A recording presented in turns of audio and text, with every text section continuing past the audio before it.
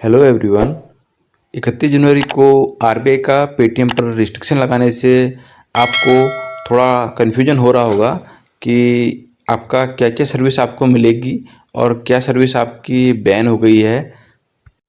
ये रिस्ट्रिक्शन क्यों लगाया गया और इसका आपकी लाइफ में क्या इफ़ेक्ट आएगा और इसका सोल्यूशन क्या होगा।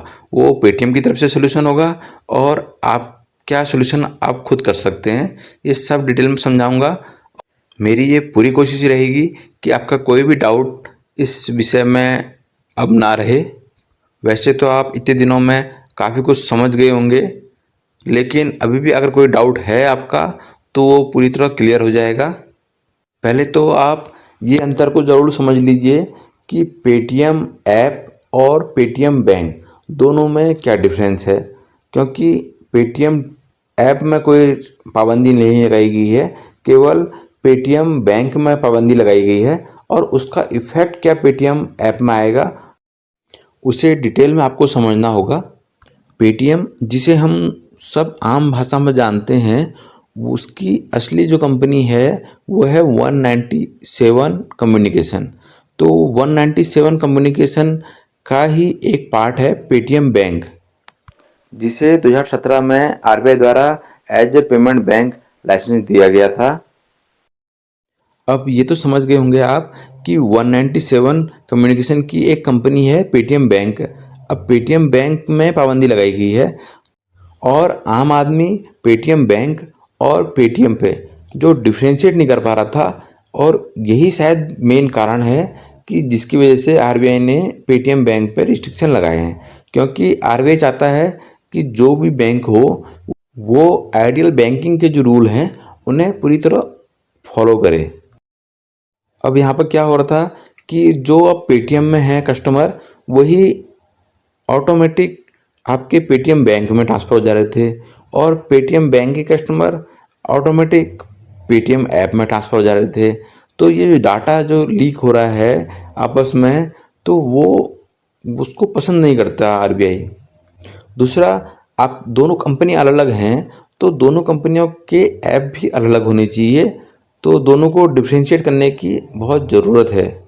और जो दूसरा रीज़न कि काफ़ी ऐसे अकाउंट हैं जिनमें बड़े पैमाने में ट्रांजैक्शन हुए, लेकिन उनका जो स्रोत है कि वो पैसा कहाँ से आया, उसकी जो केवाईसी की प्रक्रिया होती है वो सही ढंग से नहीं अपनाई गई।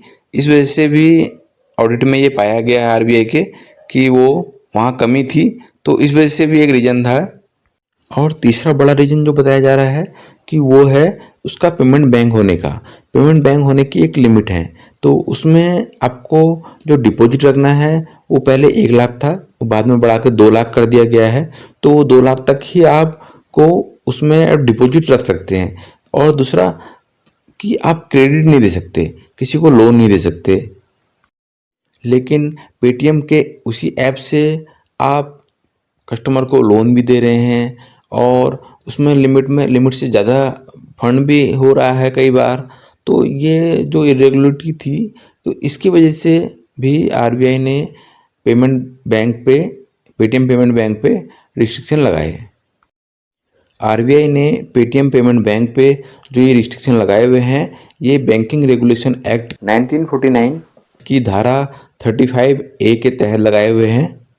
इसका इफ़ेक्ट क्या होना है कि आप 29 फरवरी के बाद आप इंटरेस्ट और कैशबैक के अलावा कोई भी आपका डिपॉजिट पेटीएम बैंक पे डिपॉजिट नहीं किया जा सकता। इसका ये कतई मतलब नहीं है कि आपका पेटीएम ऐप बंद हो जाएगा या आपका क्यूआर कोड है या साउंड बॉक्स है ये सब बंद हो जाएगा, ऐसा भी नहीं है। आपका फास्टैग है वो काम करना बंद कर देगा, ऐसा भी नहीं है। आपका जो कॉमन मोबिलिटी कार्ड है वो काम करना बंद कर देगा, वो भी नहीं है। आपने जो आपका इंश्योरेंस लिया है या उसने शेयर मार्केट में आपने म्यूचुअल फंड खरीदे हुए हैं, तो या शेयर मार्केट में इन्वेस्टमेंट हुआ है, वो आपका ख़त्म हो जाएगा, बिल्कुल नहीं है। आपके वॉलेट में जो पैसा पड़ा हुआ है या पेटीएम बैंक में जो पैसा पड़ा हुआ है वो बर्बाद हो जाएगा, ख़त्म हो जाएगा, ऐसा भी नहीं है। तो इसका मतलब है क्या, आप यही सोच रहे होंगे। पेटीएम का जो ऐप है वो पूरी तरह वर्क करेगा। अब उसमें आपका डिफरेंस क्या आएगा कि जो पेटीएम ऐप में पेटीएम पेमेंट बैंक का जो यूज था वो बंद हो जाएगा। कि उससे ये इफ़ेक्ट होगा कि आपका यदि कोई और बैंक अकाउंट उससे लिंक नहीं है पेटीएम ऐप से, तो आपको प्रॉब्लम आ सकती है। जैसे कि इससे पहले फ़ोनपे के साथ हुआ था। फ़ोनपे येस बैंक का अकाउंट यूज करता था और आरबीआई ने येस बैंक पे रिस्ट्रिक्शन लगा दिया था। रिस्ट्रिक्शन लगाने से फ़ोनपे काफ़ी डिस्टर्ब हुआ था, उसकी सर्विसें काफ़ी डिस्टर्ब हुई थी। उसी तरह से यहाँ भी हो सकता था, लेकिन इनको 29 दिन का समय दे दिया गया है। तो 29 दिन में तक ये किसी और बैंक के अकाउंटों से आपका पेटीएम ऐप लिंक करा सकते हैं। थोड़ा मुश्किल तो है, लेकिन शायद हो जाएगा। और आप ये सोच रहे होंगे कि जो हमारा पेटीएम बैंक में या वॉलेट में रुपया पड़ा हुआ है तो उसका क्या होगा। तो वो 29 फरवरी के बाद भी यूज हो पाएगा। आप वहाँ पर ऐड नहीं कर सकते 29 फरवरी के बाद, लेकिन उसका यूज आप कर पाएंगे। और इसी तरह से जो आपकी पेटीएम की कॉमन मोबिलिटी कार्ड की और फास्टैग की सर्विस है, उसका भी ये होगा कि जो आपका अकाउंट जो उसमें पेटीएम बैंक का अकाउंट यूज है, उसकी जगह पर उनको एक अल्टरनेटिव अकाउंट देना होगा, ताकि उसके बाद वो वर्क कर पाएंगे। उससे पहले वो उनमें आप ऐड नहीं कर पाएंगे। जैसे कि आपका फास्टैग है, फास्टैग में अगर आपका पेमेंट ख़त्म हो गया है तो आप उसमें ऐड नहीं कर पाएंगे और उसका वो यूज नहीं हो पाएगा। फिर जो फास्टैग है यूज आप तब कर पाएंगे जब उसमें आप ऐड कर पाएँ। तो ऐड आप कब कर पाएंगे, जब उसमें आप नया अकाउंट लिंक करेंगे।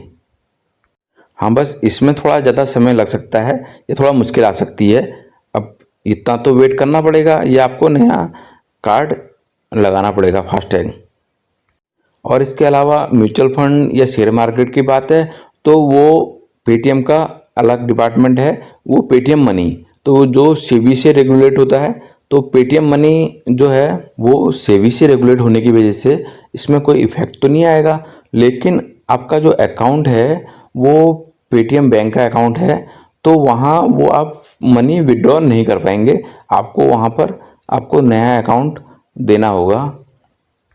अब देखिए, हमने इस वीडियो में आपको पेटीएम प्रॉब्लम क्या है और वो कैसे आई और उसका सॉल्यूशन पेटीएम की तरफ से और आपकी तरफ से कैसे होगा, वो सब मैंने डिटेल में बता दिया है।